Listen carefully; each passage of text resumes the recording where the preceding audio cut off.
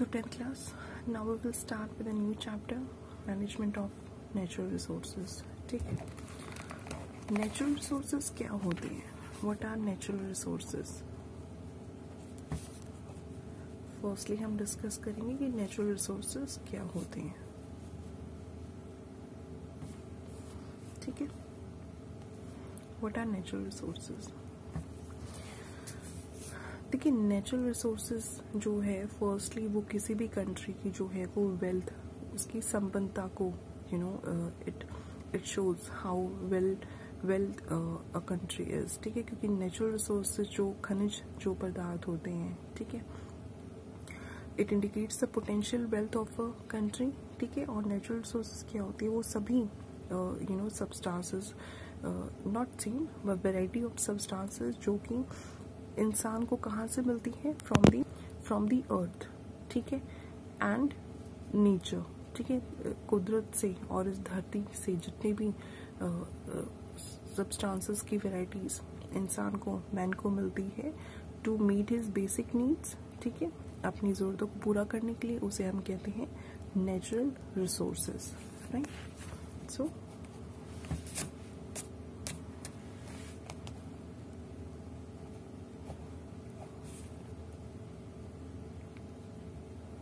the variety of substances.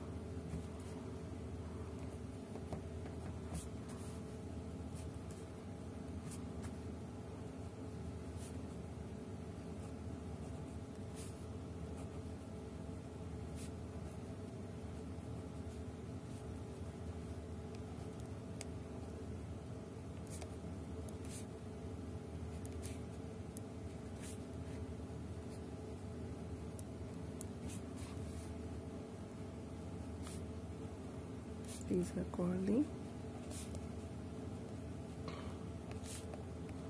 natural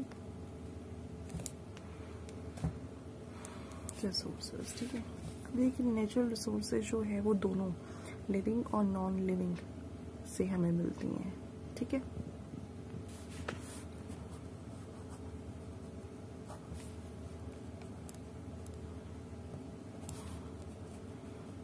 types of natural resources. ठीक है, अब पहला होता है बेस्ड ऑन द अवेलेबिलिटी. ठीक है, कि उसकी अवेलेबिलिटी कहाँ कहाँ से मिल रही है हमें. Right, based on availability. ठीक है, देखिए ये जो नेचुरल सब्सटेंसेस होते हैं दो कैटेगरीज में होते हैं, टू टाइप्स कह सकते हैं बेस्ड ऑन अवेलेबिलिटी. पहला तो हो गया इनएग्जॉस्टिबल नेचुरल रिसोर्सेज और दूसरा हो गया एग्जॉस्टिबल नेचुरल रिसोर्सेज.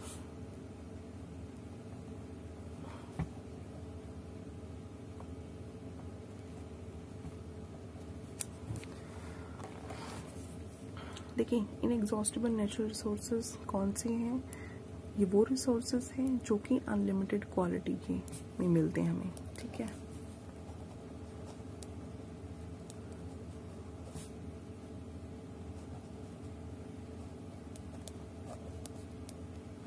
ठीक है, these are the inexhaustible resources are the resources that are in unlimited quantity. ठीक है, ये जो रिसोर्सेज हैं इनएग्जॉस्टिबल नेचुरल रिसोर्सेज जो होते हैं they are not likely to be exhausted by human activity और देयर यूज. ठीक है, ह्यूमन एक्टिविटी या उनके यूज से जो है वो एग्जॉस्ट नहीं होते, ख़त्म नहीं होते हैं. ठीक है, अब जैसे इसका एग्जांपल क्या आ गया? एग्जांपल एग्जॉस्टिबल का जैसे एयर, वाटर और जो सोलर रेडिएशंस होती हैं, सोलर रेडिएशंस.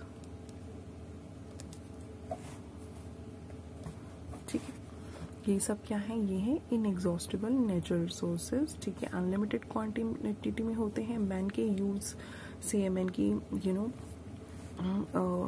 एक्टिविटी से जो है ये एग्जॉस्ट नहीं होते हैं। Examples are air, water, solar radiations. ठीक है, नाउ एग्जॉस्टिबल नेचुरल रिसोर्सेज क्या होते हैं? देखिए ये लिमिटेड क्वांटिटी में होते हैं।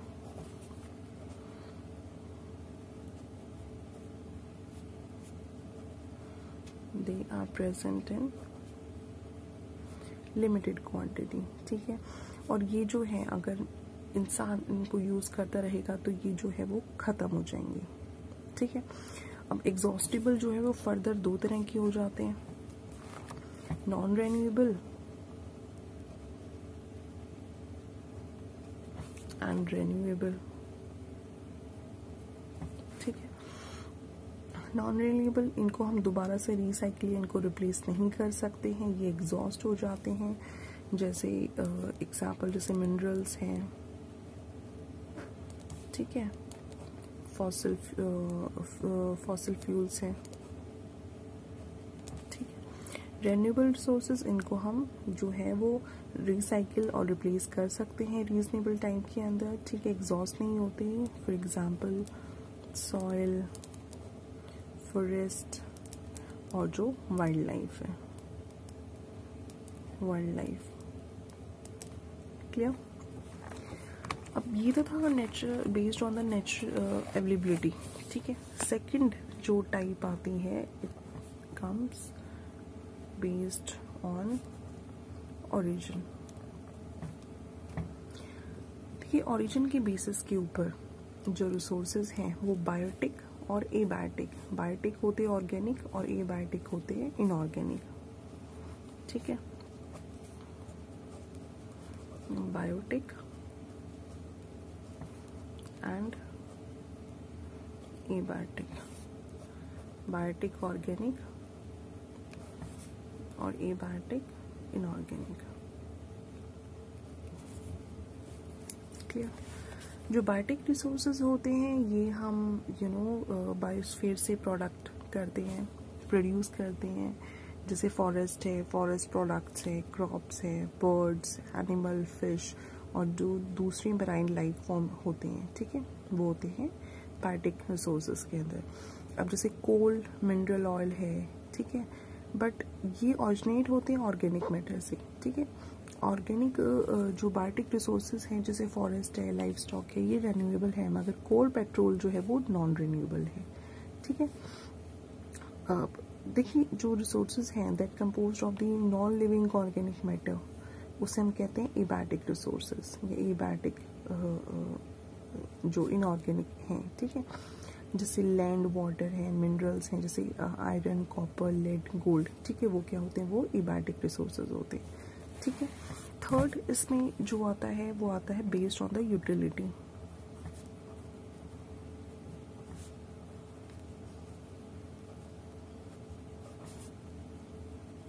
बेस्ड ऑन यूटिलिटी, यूटिलिटी में अब जैसे कुछ जो है वो एज अ फूड यूज होता है ना, यूज्ड एज फूड।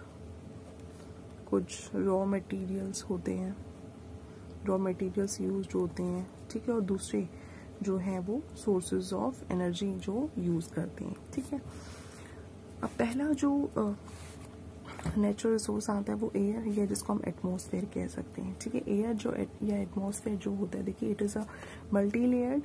ठीक है, मल्टी लेयर्ड होती है, ट्रांसपेरेंट होती है, हम एयर को महसूस कर सकते हैं, उसको देख नहीं सकते हैं, राइट। और एक प्रोटेक्टिव एनवेलप होती है, क्योंकि एटमॉस्फेयर में जो है वो काफ़ी सारी लेयर्स होती हैं जो हमें प्रोटेक्ट करती हैं। ठीक है, और एक गैशियस एनवेलप होता है जो कि इस प्लैनेट अर्थ को सराउंड करता है, वो एटमॉस्फेयर होता है। ठीक है, और एटमॉस्फेयर में जो है वो 95% जो है वो क्या होती है, टोटल एयर जो प्रेजेंट होती है वो अप टू 20 किलोमीटर अबव होती है, अबव अर्थ सरफेस। ठीक है, और जो रिमेनिंग 5% होती है वो होती है 280 kilometres, up to the height of 280 kilometres. ठीक है, अगर हम एटमॉस्फेयर की कंपोजिशन की बात करें तो सबसे ज़्यादा मात्रा में कौन सी नाइट्रोजन गैस होती है जो अबाउट 78.8% होती है जो नाइट्रोजन होती है। ऑक्सीजन 20 0.94 होती है, ठीक है। देन आर्गन 0.9, देन CO2 0.03%, और जो बाकी और जो गैसेस वो ट्रेस अमाउंट्स में होती हैं, ठीक है। देखिए बिसाइड दीज गैसियस कंपोनेंट्स जो एयर है उसके अंदर वाटर वेपर होते हैं, ठीक है। अब हम सिटीज़ में हैं, ऑब्वियसली इतनी सारी इंडस्ट्रियलाइजेशन है तो इंडस्ट्रियल गैसेस भी होते हैं, डस्ट होते हैं, स्मोक पार्टिकल्स होती हैं, micro organisms, pollen grains, fungal spores, ये सब क्या होते हैं, they all are suspended in the air. देखिए जो अर्थ की डिफरेंट लेयर्स होती है उसमें पहली आती है ट्रोपोस्फेयर, ठीक है। ये अर्थ सरफेस से 11 किलोमीटर दूर होती है, ठीक है। और इसमें जो डेंसिटी ऑफ एयर होती है वो होती है हाईएस्ट, ठीक है। अगर हम बात करें डेंसिटी ऑफ एयर की, ठीक है। ट्रोपोस्फेयर की जो है वो इम्पोर्टेंस क्या होती है, देखिए ट्रोपोस्फेयर जो है ये मोस्टली इसमें एटमॉस्फेरिक प्रेजेंट होती है, ठीक है। और ये मीडियम होता है जिसे जो भी एनिमल्स फ्लाई करते हैं, बर्ड्स फ्लाई करते हैं, डिस्पर्सल ऑफ सीड्स को, फ्रूट्स को और दी क्लाउड फॉर्मेशन को, ठीक है। सेकेंड होती है स्ट्रेटोस्फेयर, ठीक है। ये 50 किलोमीटर दूर होती है, ठीक है। इसकी age compare to the troposphere इसकी लेस होती है, ठीक है। और ये स्ट्रेटोस्फेयर क्या कंटेन करती है, ये कंटेन करती है ओजोन लेयर जो कि अल्ट्रावायलेट रेडिएशंस को ट्रैप करती है, कॉस्मिक रेज को ट्रैप करती है सन की, और प्रोटेक्ट करती है हमें, ठीक है। थर्ड लेयर जो होती है वो होती है मेसोस्फेयर, ठीक है। मेसोस्फेयर जो होती है इट इज 80 किलोमीटर अवे, ठीक है। इसका लो होता है, right. And fourth is the thermosphere, ठीक है। ये 100 किलोमीटर अपवर्ड्स होती है, और इसमें डेंसिटी ऑफ जो एयर है वो एक्सट्रीमली लो होती है, एक्सट्रीमली लो, ठीक है। इसका क्या इंपॉर्टेंट है, देखिए जो रेडियो वेव्स होती हैं उनको रिफ्लेक्ट करती है बैक टू द अर्थ, ठीक है। और आर्टिफिशियल सैटेलाइट्स की जो होती है वो यहाँ पे प्रेजेंट होती हैं, ठीक है। अब एयर या एटमॉस्फेयर का क्या रोल है, सबसे पहले जितनी भी मूवमेंट हो रही है यहाँ पे, जो भी ऑर्गेनिजम्स की मूवमेंट होती है, जो एयर है it acts as a medium for the movement of insects and the birds, ठीक है।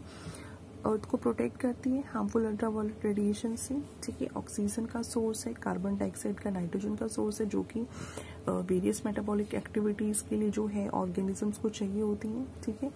पॉलिनेशन जो स्पोर्स हैं जो पॉलन ग्रेन्स हैं उनके डिस्पोजल में जो है वो एयर हेल्प करती है, ठीक है।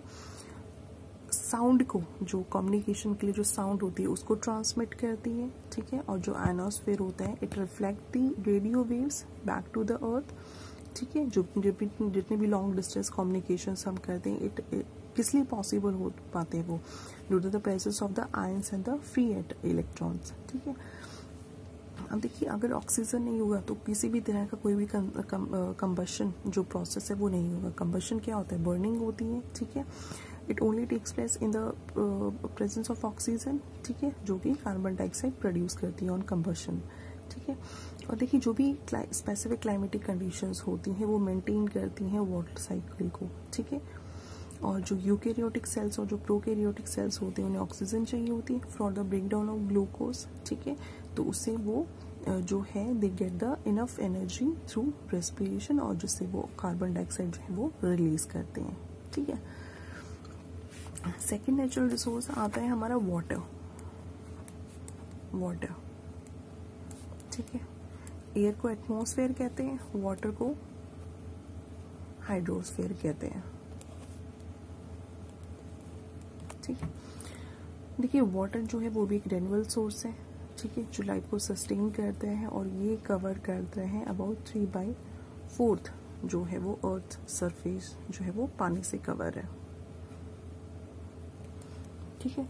और जितना भी टोटल वाटर है प्रेजेंट इन द हाइड्रोस्फीयर जो वो 97% क्या फॉर्म करते हैं, ओशियंस में है, ठीक है, मगर वो यूटिलाइजेबल नहीं है। सिर्फ 3% ऐसा है जिसको यूटिलाइज कर सकते हैं। ठीक है, तो 3% फ्रेश वाटर रहता है। ठीक है, देखिए वाटर रिसोर्सेज अगर हम देखें तो काफ़ी सारे हैं, जैसे फ्रेश वाटर रिसोर्स है, रेन वाटर है। ठीक है, फ्रेश वाटर में जो है वो रेन वाटर आ गया, राइट। वेट जोन है जहाँ पे काफ़ी हैवी रेनफॉल होती है। ठीक है, तो फ्रेश वाटर क्या है, देखिए फ्रेश वाटर जो है it consist of ponds, lakes, जितनी बड़ी रिवर्स होती हैं इनको हम रिसाइकिल कर सकते हैं। ठीक है, तो ये अर्थ पे जो ऑर्गेनिजम्स हैं उनके सर्वाइवल के लिए जो है बहुत इम्पॉर्टेंट है। ठीक है, और जिसको हम दूसरे नेचुरल रिसोर्सेज ऑब्टेन कर सकते हैं, जैसे रेन वाटर है। ठीक है, रेन वाटर जो है, देखिए इंडिया, भारत कितना पानी बरसात का पानी उसमें आता है। India receives 3 trillion of water. ठीक है, रेनफॉल से या प्रेसिपिटेशन से, और इसकी जो डेंसिटी होती है वो डिफरेंट होती है डिफरेंट जोन्स में। ठीक है, जैसे कि वेट जोन है, वेट जोन में जो है, जो वेट जोन होता है, ठीक है, उसमें जो है काफ़ी हैवी रेनफॉल होती है, वेरी हाई रेनफॉल। ठीक है, इंटरमीडिएट जोन में हैवी रेनफॉल होती है। जो सैमिड एरिड जोन होते हैं उनमें कुल मिला के मॉडरेट रेनफॉल होती है, और जो एरिड जोन होते हैं उनमें बहुत लो रेनफॉल होती है, राइट। दूसरा होता है सरफेस वाटर। देखिए जो मेजर रिवर सिस्टम होते हैं they have plenty of lakes and ponds water. ठीक है, ग्राउंड वाटर क्या होता है, ग्राउंड वाटर वो पानी होता है जो पर्कुलेट करता है इनटू द ग्राउंड। ठीक है, and there is a certain level, certain level below the soil surface, जहाँ पे जो रॉक होते हैं they saturate with water, and this level is known as the zone of saturation.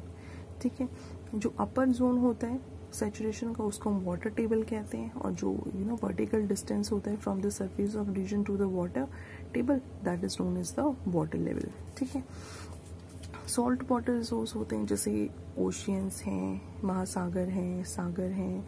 ठीक है, उनको जो है देखिए उनका पानी ऐसा होता है कि उनको हम रिसोर्सेज मतलब उनको लिविंग बींग्स के लिए जो है वो अप्रोप्रिएट नहीं होते, उनको जो है वो utilise for the drinking purpose वो पॉसिबल नहीं है। अब देखिए पानी का रोल, जो वाटर है, रोल ऑफ वाटर या रोल ऑफ हाइड्रोस्फीयर जो है वो क्या रहता है।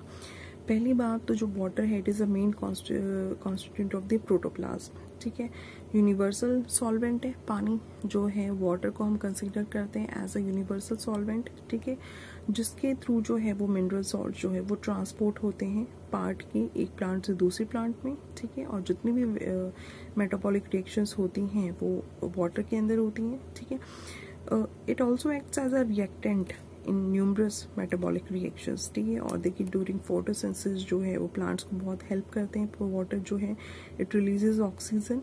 ठीक है, और जितने भी प्लांट सेल्स के अंदर जो टर्जिडिटी है, ठीक है, ग्रोइंग सेल्स में वो मेंटेन होती है पानी के द्वारा, और जितनी भी मूवमेंट्स होती है देखिए बेसिकली प्लांट्स के अंदर जितनी भी मूवमेंट होती है it is carried out through a medium जो क्या होता है वाटर होता है। ठीक है, जो ग्रोथ की जो सेल्स का ग्रोथ फेस होता है, जो एलोंगेशन फेस होता है वो मेनली किसके ऊपर डिपेंड होता है, on the absorption of water. ठीक है, और जो भी मेटाबॉलिक एंड प्रोडक्ट होता है वो किस पे होता है, रेस्पिरेशन से। ठीक है, वाटर जो है it also acts as a temperature buffer, क्योंकि इसकी जो स्पेसिफिक हीट होती है इट इज़ द हाइएस्ट। ठीक है, except the liquid ammonia, right, और it shows the properties of cohesion, adhesion. ठीक है, which account for the capillary reaction of water. ठीक है, और देखिए वाटर जो है वो सभी लिविंग ऑर्गेनिजम्स के अंदर जो है वो हाइड्रेशन बना के रखता है। ठीक है, क्योंकि अगर उसका लॉस हो जाता है तो लिविंग जो चाहे वो एनिमल्स हैं चाहे वो प्लांट्स हैं तो उनको क्या हो जाता है, उनको डिहाइड्रेशन हो जाता है। ठीक है, राइट। सो थर्ड हमारा आ जाता है lithosphere, atmosphere, hydrosphere and lithosphere. Lithosphere देखिए क्या होता है, ये हम कह सकते हैं कि this is a main life supporting system होता है।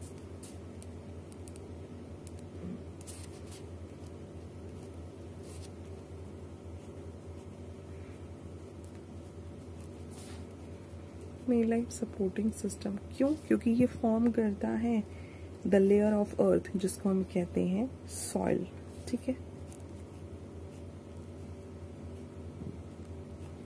टॉप लेयर ऑफ अर्थ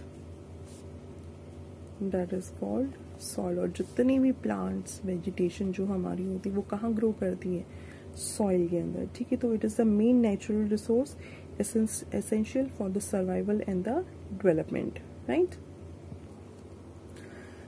देखिए, जो सॉइल होती है, सॉइल कैसे फॉर्म होती है? Soil is form due to the interaction between the weathering of rocks, rain, wind, temperature, जो जितने भी फिजिकल कंपोनेंट्स होते हैं, और जो प्लांट्स, एनिमल्स और माइक्रोब्स जो बायोलॉजिकल कंपोनेंट्स होते हैं।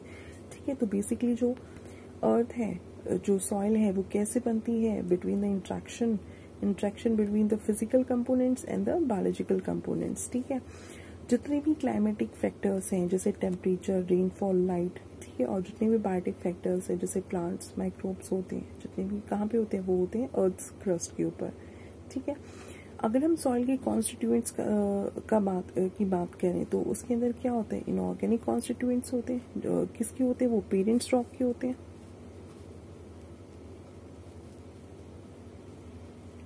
ठीक है, ऑर्गेनिक प्रोडक्ट्स होते हैं लिविंग ऑर्गेनिजम्स के। ठीक है, और लिविंग ऑर्गेनिजम्स होते हैं जो क्या इंक्लूड करते हैं? माइक्रो ऑर्गेनिजम्स भी कॉन्स्टिट्यूट करती है अर्थ। ठीक है, और एयरपोर्ट्स। तो ये देखिए 4 इंपॉर्टेंट कंपोनेंट्स हैं सॉइल की। ठीक है, उसके अंदर फिर आ जाता है मिनरल मैटर। जो मिनरल मैटर होता है,